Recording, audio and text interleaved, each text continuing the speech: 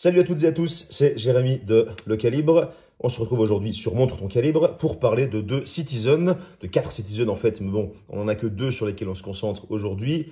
C'est les Citizen Tsuyosa. On a ici la noire et la jaune, comme vous pouvez les voir.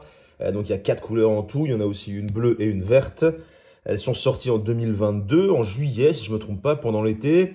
Elles ont été mises en avant un peu justement comme des montres estivales, avec ces couleurs assez simples, mais flashy, pour des rendus assez cool. Et sinon, un peu plus classique, habillé avec des cadrans, avec un cadran noir. Le cadran bleu est aussi assez classique. Personnellement, la jaune est ma favorite. Apparemment, c'est aussi celle qui s'est le mieux vendue. Elles ont été en hors stock assez rapidement, un peu partout, en France et ailleurs. Moi, cette jaune, ce cadran, bon, vous savez très bien, si vous suivez un peu le calibre et Montre ton Calibre, que les couleurs, c'est mon dada, disons. Donc là, je suis assez convaincu par ce jaune, un peu soleillé comme ça, sympa, brillant, pas mat, hein, on le voit bien selon la lumière, c'est assez cool.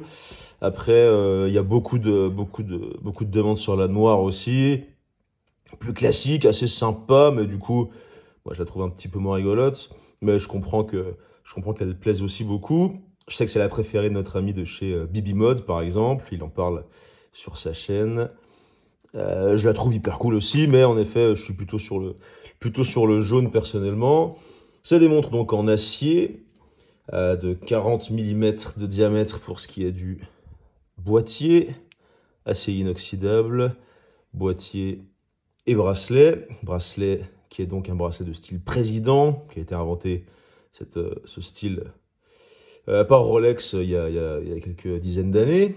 Donc là, on retrouve ce style, une imitation, c'est pas une imitation, mais une inspiration enfin voilà, le bracelet président a trois maillons comme ça, avec du brossé sur les côtés, du poli sur le centre.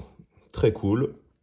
Ça fait cool, ça fait plaisir de voir des montres en dessous de 300 euros. Donc celle-là, elle est à 299 sur la plupart des revendeurs.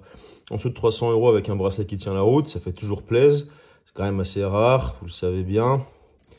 Donc ça, c'est cool. 40 mm de diamètre pour 11,7 d'épaisseur.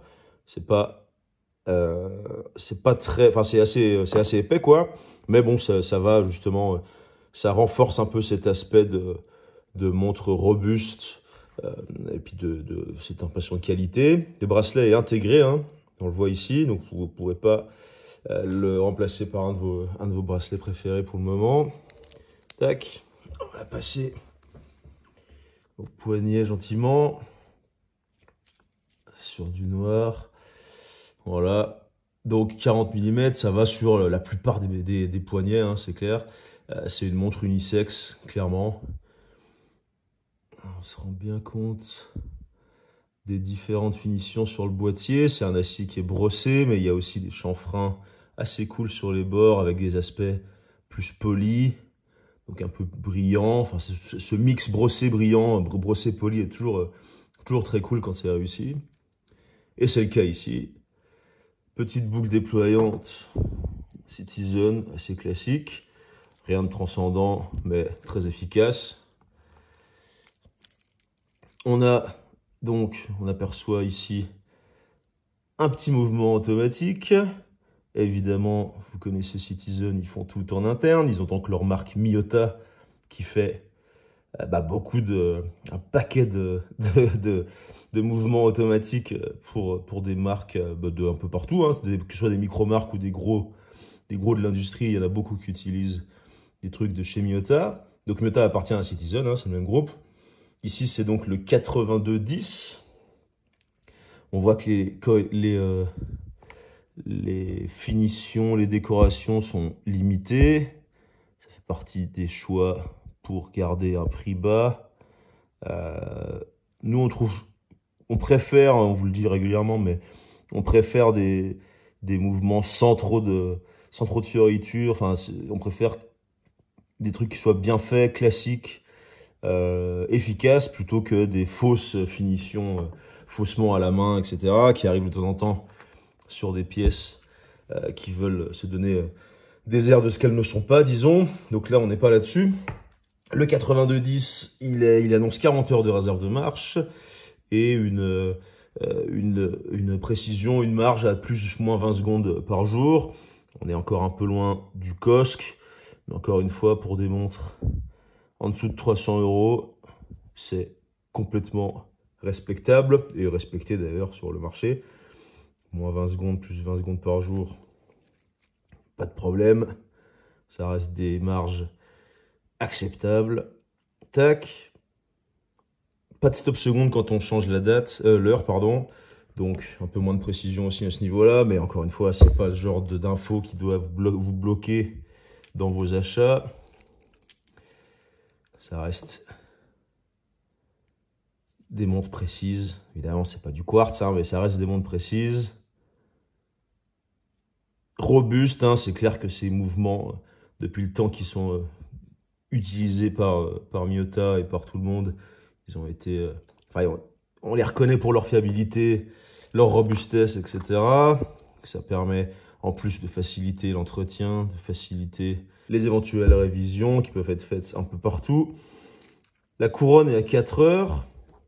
Elle est vraiment bien protégée à l'intérieur. Elle est vraiment enfoncée dans le boîtier. Donc, en résultat, en termes de design, quelque chose de vraiment clean. Et il n'y a pas de protubérance à 3 heures comme d'habitude, vous le voyez bien. Ça, c'est plutôt cool. Par contre, en termes d'utilisation, c'est vrai que quand elle est vraiment enfoncée comme ça, c'est pas l'idéal en termes de facilité. Avec par exemple les ongles que j'ai, vous les apercevez d'un trentenaire qui se ronge les ongles. C'est pas l'idéal pour la manipuler. Mais bon, ça, on y arrive quand même. J'ai réussi à les mettre à l'heure sans problème. On n'en est quand même pas là. On se rend aussi compte que c'est du verre saphir. Encore une grande news pour des montres en dessous de 300 €.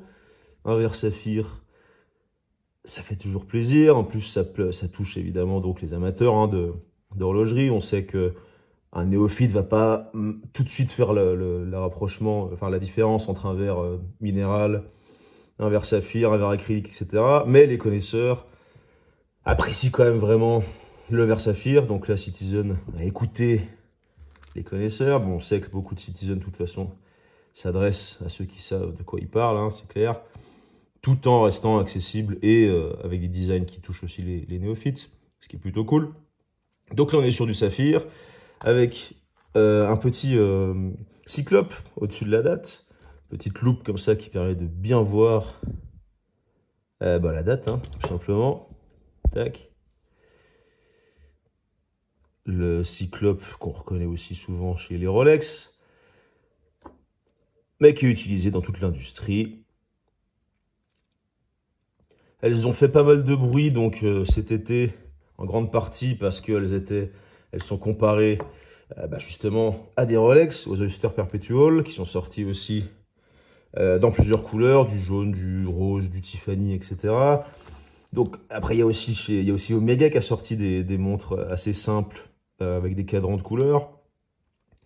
Donc pour moi, c'est pas, enfin les plaintes de copies de Rolex, pour moi, elles sont pas fondées du tout pour ces montres-là. C'est juste qu'en effet, Citizen s'est mis à proposer sa propre interprétation de la montre simple avec des cadrans un peu colorés, un peu estivaux comme ça. Des montres sympas, qui restent des montres, c'est là en tout cas des montres fun, hein. C'est des montres modestes qui passent un peu partout, qui permettent voilà, de changer de montre en fonction de ce qu'on porte, etc. Ça, c'est cool. Bon, le seul problème pour moi, le problème principal, c'est leur étanchéité à 5 ATM. On va jeter un œil à leur lume. On voit donc tous ces petits index bâtons en applique, qui sont doublés à 3 heures, pardon, qui sont doublés à midi et à 6 heures. Le lume est assez cool, je vais vous le montrer tout de suite. Voilà, les lumes de ces Tsuyosa. Donc des lumes efficaces. C'est plaisir de pouvoir lire sa montre tranquillement dans l'obscurité. On se rend bien compte de l'étendue de la chose. Tac. Donc voilà, on comprend pourquoi elles ont fait un carton. C'est Citizen Tsuyosa. Tsuyosa, ça veut dire force d'ailleurs en japonais. Vous pourrez dire que vous avez appris quelque chose sur Montre ton calibre, c'est assez cool. Ça fait plaisir dans un repas de placer quelques mots de japonais quand on porte des montres japonaises. Donc voilà, souvenez-vous que même avec le fond vissé, transparent, etc., du coup on reste quand même à 5 ATM d'étanchéité, donc attention. Mais sinon, en vrai, si on reste au sec, c'est pour moi des superbes alternatives. Encore une fois, en dessous de 300 €, pour moi c'est top. Je trouve que c'est vraiment un positionnement prix intéressant et je suis très content du résultat que nous propose Citizen. De toute façon, tout ce que nous propose Citizen ces dernières années, pas tout parce qu'il y en a un paquet, mais la plupart, c'est des trucs vraiment intéressants. Et ces Tsuyosa sont vraiment une réussite. Dites-nous ce que vous en pensez en commentaire, si vous préférez celle-là, la jaune, la verte ou la bleue que vous avez certainement vu sur les différents contenus qu'on retrouve sur Internet. Moi, pour moi, ce sera la jaune. Il y a bien moyen que celle-là termine dans ma collection, surtout que, je vous rappelle qu'elles sont indisponibles un peu partout. En tout cas, allez voir dans le lien en description, vous aurez toutes les infos pour pouvoir vous offrir celle qui vous intéresse. Félicitations à Citizen pour cette collection. Perso, en rapport qualité-prix, je trouve que ça défonce.